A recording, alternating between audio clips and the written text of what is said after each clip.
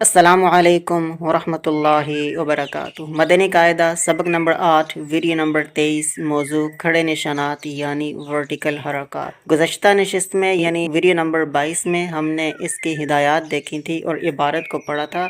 اب ہم مختصر سا خلاصہ دیکھتے ہیں اور پھر اس خلاصہ کے مطابق سبق کو پڑھیں گے۔ شروع کرتے ہیں۔ ہم نے کہا تھا کہ 3 ہدایات ہیں: نام، ادائیگی، احتیاط۔ نام، ادائیگی، احتیاط، ان کے نام ہوتے ہیں کھڑی زبر، کھڑی زیر، الٹا پیش۔ ٹھیک ہے، کھڑی زبر، کھڑی زیر، الٹا پیش، ورٹیکل فتحہ، ورٹیکل کسرہ، انورٹیڈ ضمہ، یہ ہیں نام۔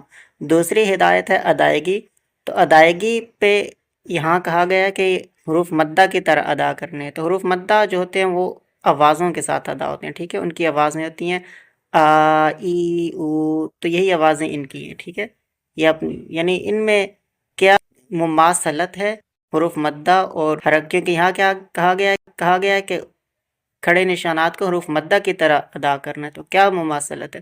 وہ یہ ہے کہ دونوں کی آوازیں ایک جیسی ہیں۔ ٹھیک ہے، دونوں آ، ای، او اس طرح ادا ہوں گے۔ کھڑی زبر الف مدہ کی طرح، دونوں کی ایک ہی آواز ہے۔ آ، کھڑی زیر جو ہے یا مدہ کی طرح، دونوں کی ایک آواز ہوتی ہے۔ ای، اور الٹا پیش جو ہے وہ واو مدہ کی طرح، دونوں کی ایک آواز آتی ہے۔ او، تو یہ ان کی آوازیں ہوتی ہیں آ، ای، او، ایسے ادا ہوں گے۔ ٹھیک ہے، اور یہ 2 حرکات کے برابر، یعنی 1 سیکنڈ لگا لیں۔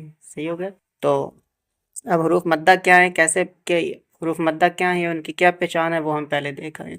تو یہ ہوگی ہدایت نمبر 2۔ ٹھیک ہے، تیسری ہدایت میں احتیاط ہے۔